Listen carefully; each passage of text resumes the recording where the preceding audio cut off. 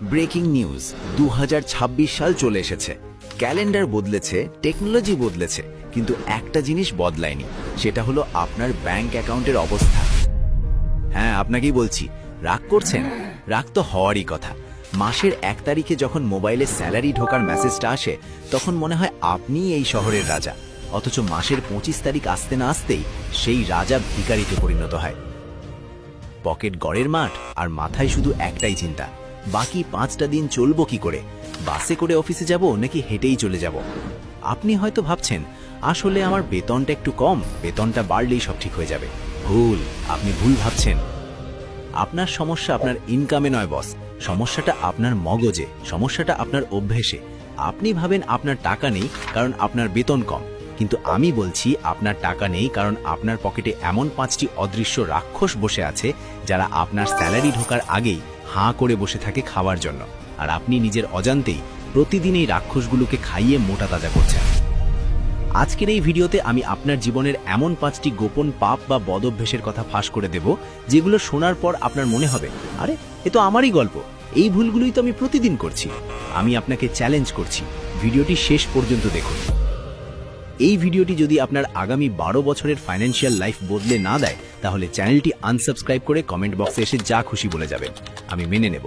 কিন্তু যদি কথাগুলো সত্য হয়, তবে আজই আপনাকে প্রতিজ্ঞা করতে হবে যে আপনি বদলাবেন। তো চলুন আর দেরি না করে খুঁজে বের করি আপনার পকেটের সেই অদৃশ্য ছিদ্রগুলো। 1 নম্বর পয়েন্ট, যা আমাদের বাঙালি সমাজের সবচেয়ে বড় জাতীয় সমস্যা, যাকে আমি বলি দ্য শো অফ সিনড্রোম, বা সোজা বাংলায় ফুটানি রোগ। আমরা এমন এক অদ্ভুত সমাজে বাস করি, যেখানে যার আইফোন নেই তার কোনো ইজ্জত নেই, এটা আপনি মনে প্রাণে বিশ্বাস করে বসে আছেন। আপনার মাসিক বেতন হয়তো 20 বা 30 হাজার টাকা, কিন্তু আপনি পকেটে নিয়ে ঘুরছেন 1,20,000 টাকার লেটেস্ট আইফোন 14 বা 15 প্রো ম্যাক্স। কেন?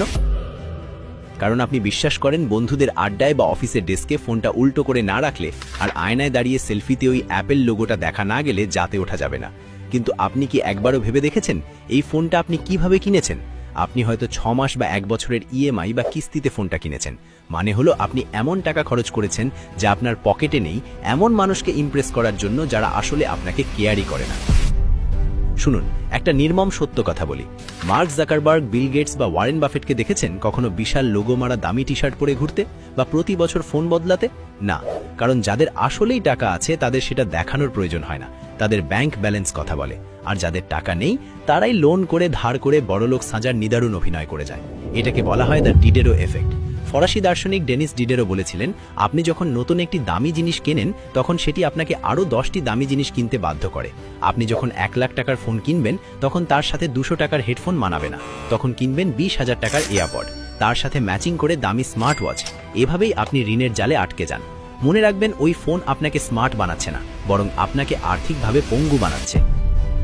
তাই বুকের ওপর হাত রেখে বলুন তো, গত 6 মাসে আপনি এমন কোনো গ্যাজেট বা জামাকাপড় কিনেছেন কি যেটা আসলে আপনার দরকার ছিল না, শুধু বন্ধুদের সামনে কুল সাজার জন্য কিনেছেন? যদি কিনে থাকেন, তবে আপনি 1 নম্বর রাক্ষসকে খাওয়াচ্ছেন। এবার আসি 2 নম্বর কারণে, যা আমাদের যুব সমাজকে ভেতর থেকে ধ্বংস করে দিচ্ছে। এটার নাম হলো পিয়ার প্রেশার স্পেন্ডিং, বা দোস্ত ট্রিট দে কালচার। শুক্রবার বিকেল হলেই আমাদের হাত নিষ্পিস করে। বন্ধুরা ফোন দিল, কিরে কই তুই, মামা নতুন চাকরি পেলি বা বোনাস পেলি, খাওয়া। আর আপনিও না বলতে পারেন না, আপনার মনে হয় না বললে মান সম্মান থাকবে না, বন্ধুরা কিপটে বলবে। আচ্ছা, আমি আপনাকে একটা প্রশ্ন করি, যে বন্ধুরা আপনার পকেটের অবস্থা বোঝে না, যারা জানে না মাসের শেষে আপনার চলতে কতটা কষ্ট হয়, তারা আসলে কেমন বন্ধু? তারা কি আসলেই আপনার শুভাকাঙ্ক্ষী, নাকি তারা শুধু আপনার টাকার বন্ধু? এখনকার জেনারেশনের একটা ফ্যাশন হয়ে গেছে প্রতি সপ্তাহে কোনো দামি ক্যাফেতে চেকিং দেওয়া, অকারণে 300-400 টাকার কফি খাওয়া বা 500 টাকার পিৎজা খাওয়া, ফেসবুকে স্টোরি দেওয়াটাই যেন জীবনের একমাত্র লক্ষ্য। কিন্তু মাসের 25 তারিখে যখন আপনার এমার্জেন্সি টাকার দরকার হয়, কেউ অসুস্থ হয়ে পড়ে, তখন ওই পিৎজা বা স্টারবাক্সের কফি আপনার বিল দিয়ে দেবে না। তখন আপনাকে সেই বন্ধুদের কাছেই হাত পাততে হয়, আর তারা তখন ফোন ধরে না। আমি বলছি না আপনি অসামাজিক হয়ে যান বা কৃপণ হন, আমি বলছি না বলতে শিখুন। মাঝে মাঝে না বলাটা একটা সুপার পাওয়ার।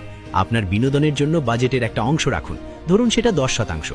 সেই টাকা শেষ, তাহলে সোজা বলে দিন, দোস্ত এই মাসে বাজেট টাইট, আড্ডা হবে পার্কে বসে, রেস্টুরেন্টে নয়। মনে রাখবেন, সত্যিকারের আড্ডায় 5 টাকার রং চাই যথেষ্ট, যদি মানুষগুলো সঠিক হয়। আর যদি মানুষগুলো ভুল হয়, তাহলে 5,000 টাকার ডিনারেও শান্তি পাবেন না। তাই আজ থেকেই এই লোক দেখানো ট্রিট কালচার থেকে বেরিয়ে আসুন। 3 নম্বর পয়েন্টটি একটু টেকনিক্যাল, কিন্তু খুব গভীর।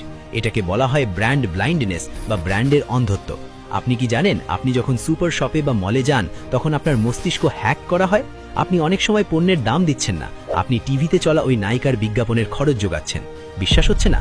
ধরুন আপনি শ্যাম্পু কিনবেন, পাশাপাশি দুটো বোতল রাখা, একটার নাম খুব পরিচিত কোনো দামি ব্র্যান্ডের, দাম 500 টাকা, আরেকটা লোকাল বা কম পরিচিত ব্র্যান্ডের, দাম 300 টাকা।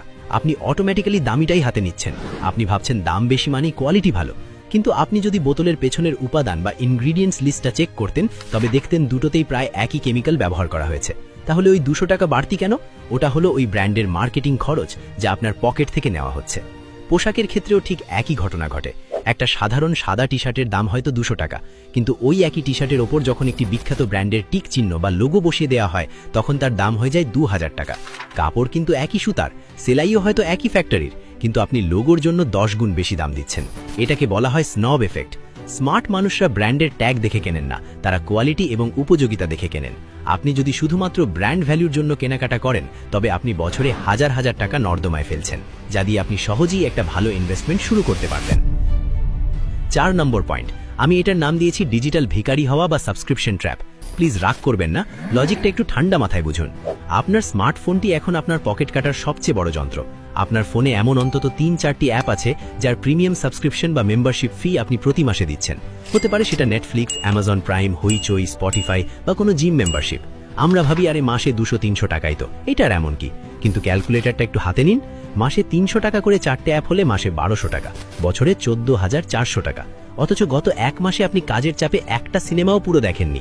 জিমে ভর্তি হয়েছেন ঠিকই, কিন্তু গত 3 মাসে একদিনও যাওয়ার সময় পাননি। এর সাথে যোগ করুন আপনার অলসতার ট্যাক্স বা কনভিনিয়েন্স কস্ট। বাসায় ভাত রান্না করা আছে, ফ্রিজে খাবার আছে, কিন্তু বাইরে একটু বৃষ্টি হচ্ছে বা আপনার শরীরটা একটু আলসেমি লাগছে, তাই আপনি ফোনটা হাতে নিলেন আর ফুড ডেলিভারি অ্যাপে 300 টাকার বার্গার অর্ডার করলেন। খেয়াল করুন, বার্গারের দাম 300 টাকা, কিন্তু তার সাথে ভ্যাট, ট্যাক্স, প্যাকেজিং চার্জ আর ডেলিভারি চার্জ মিলে বিল এলো 500 টাকা। ভাই, আপনি কি বিল গেটস? এই যে সামান্য আলসেমির জন্য আপনি 200 টাকা বেশি দিলেন, এই টাকাটা আপনার কতটা কষ্টে উপার্জিত তাকে একবার ভেবে দেখেছেন?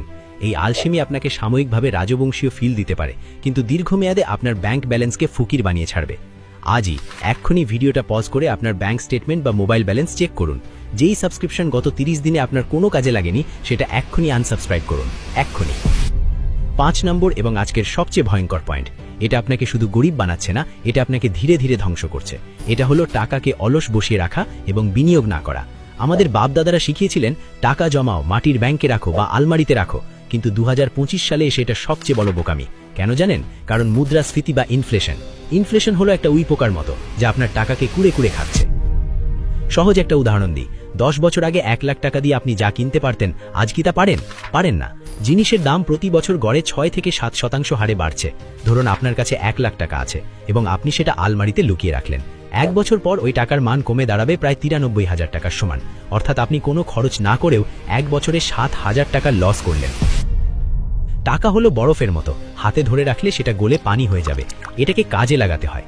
আপনারা লোন নিয়ে 1 লাখ টাকার আইফোন কিনতে ভয় পান না, কিন্তু শেয়ার বাজার, সঞ্চয়পত্র, বন্ড বা মিউচুয়াল ফান্ডে 5,000 টাকা ইনভেস্ট করতে ভয় পান। বলেন ঝুঁকি আছে, যদি লস হয়।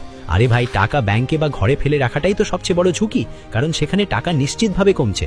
তাই টাকা জমানো বন্ধ করুন, টাকা খাটানো বা ইনভেস্ট করা শুরু করুন। টাকাকে আপনার জন্য কাজ করতে দিন, যাতে আপনি যখন ঘুমাচ্ছেন আপনার টাকা তখন বাচ্চা দেয় বা কম্পাউন্ড ইন্টারেস্টে বাড়তে থাকে। তো বন্ধুরা, পুরো ভিডিওর সারমর্ম বা হিসাব খুব সোজা। যদি 2026 সালে আপনি নিজেকে ধনী হিসেবে দেখতে চান তবে এই 5টি কাজ আজই বন্ধ করুন। 1. ফুটানি করে লোন নিয়ে দামি গ্যাজেট কেনা বন্ধ করুন। 2. বন্ধুদের খুশিতে রাখতে গিয়ে পকেট খালি করবেন না, না বলা শিখুন। 3. ব্র্যান্ডের চাকচিক্য দেখে নয়, জিনিসের কোয়ালিটি দেখে কিনুন। 4. অপ্রয়োজনীয় সাবস্ক্রিপশন আর ফুড ডেলিভারি অ্যাপের ফাঁদ থেকে বেরিয়ে আসুন। আর 5. টাকা জমিয়ে না রেখে সঠিক জায়গায় ইনভেস্ট করা শিখুন। আপনি যদি এই ভিডিওটি দেখার পরেও আগামীকাল ঘুম থেকে উঠে সেম কাজগুলো করেন তাহলে আমি দুঃখিত, স্বয়ং বিল গেটসও আপনাকে বড়লোক বানাতে পারবে না। পরিবর্তন কষ্টকর, আমি জানি। নিজের ইচ্ছাকে দমন করা কষ্টকর, কিন্তু দারিদ্র তার চেয়ে বেশি কষ্টকর। অপমান সহ্য করা তার চেয়ে বেশি কষ্টকর। আপনি কোন কষ্টটা বেছে নেবেন সেটা একান্তই আপনার চয়েস। এই ভিডিওটি হয়তো আপনার গায়ে লেগেছে, লাগার জন্যই বানিয়েছি। মিষ্টি কথায় ডায়াবেটিস হয়, কিন্তু তিতো ওষুধে রোগ সারে। যদি মনে করেন এই কথাগুলো আপনার লাইফ চেঞ্জ করতে পারে তাহলে ভিডিওটিতে একটা লাইক দিন। এতে আমার কোনো লাভ নেই, কিন্তু ইউটিউব বুঝবে ভিডিওটি কাজের এবং অন্য কারো হয়তো উপকার হবে। আর আপনার সেই বন্ধুটিকে মেনশন বা শেয়ার করুন যে মাসের 10 তারিখেই বলে, দোস্ত 500 টাকা ধার দিবি। তাকে এই ভিডিওটা পাঠিয়ে বলুন, ধার নিস না, শিক্ষা নে। ইনভেস্টমেন্ট কিভাবে শুরু করবেন, কোথায় টাকা